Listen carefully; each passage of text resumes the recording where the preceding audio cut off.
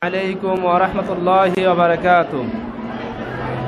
الحمد لله رب العالمين والصلاة والسلام على أشرف الأنبياء والمرسلين وعلى آله وأصحابه أجمعين. أما بعد، أعوذ بالله من الشيطان الرجيم.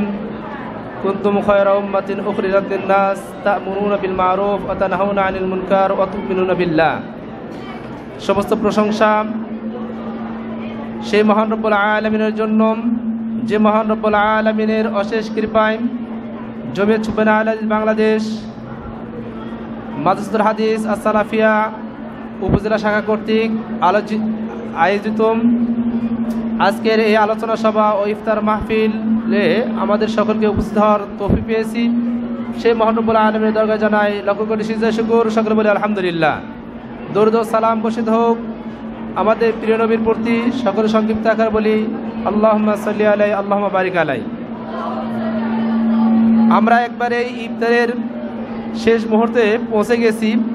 এই সময়ে আমাদের বিশেষ করে আমার আলোচনার তেমন কিছু নেই, কারণ আজকের যে সকল আলোচকবৃন্দ আলোচনা করেছেন এরপর আমার কোনো কথা নেই। শুধুমাত্র আমি আমার সুবহান ভাইদেরকে বিনীত অনুরোধ করব যে আমরা কেন সুবহান করব।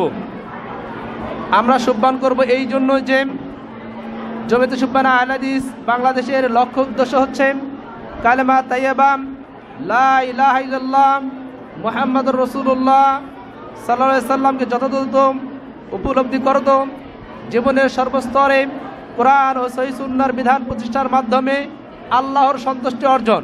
অর্থাৎ আমি আপনি বিশেষ করে যুবকরা সুবহানের সাথে এই জন্য জড়িত হব যে এই সংগঠনের সাথে জড়িত হয়ে আমরা আল্লাহর সন্তুষ্টি অর্জন করব।